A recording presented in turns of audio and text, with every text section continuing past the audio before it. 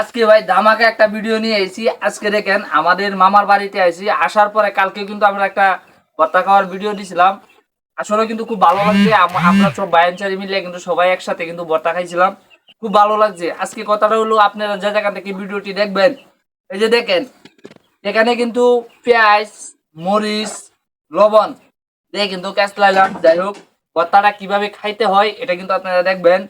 আমরা কিন্তু গ্রাম অঞ্চলে কিন্তু অনেক সুন্দর করে সবাই একসাথে ভর্তা খাই। আর এটা কিন্তু তেতই, তেতই আমাদের গ্রাম অঞ্চলে কিন্তু তেতই বলে। আর এটা কিন্তু কলা, গ্রাম অঞ্চলের মানুষ কিন্তু গেরা কলা বলে।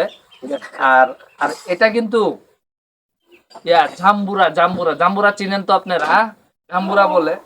যাই হোক, আপনারা যে যেখান থেকে ভিডিওটি আজকে দেখবেন, শুধু করে আপনাদের বিনোদন দিতে আর আপনাদের দেখাইতে ভর্তা কিভাবে খাইতে হয়, এটার জন্য আমরা কিন্তু ভিডিওটি করা। যাই হোক, আপনারা আমাদের মতন, আপনারা যে যেখান থেকে ভিডিওটি দেখবেন, আমাদের পেজের নাম কিন্তু ফটো গ্যালারি, টিকটক আইডির নাম ফটো গ্যালারি। আশা করি আপনারা বুঝতে কিন্তু কিন্তু কিছু বাকি নাই। সবাই লাইক কমেন্ট শেয়ার করবেন। আজকের ভিডিওটা এই পর্যন্ত, পরবর্তী সময় আবার দেখা হবে। আর আমাদের পেজটি ফলো করে রাখবেন ইনশাআল্লাহ। ভাই কিছু বলবো? ভাই ভর্তাটা কে বানায় দিছে? ভর্তাটা ভাই আমাদের মামা তো বানাইছে অনেক সুন্দর করে। এটা কোন গ্রাম?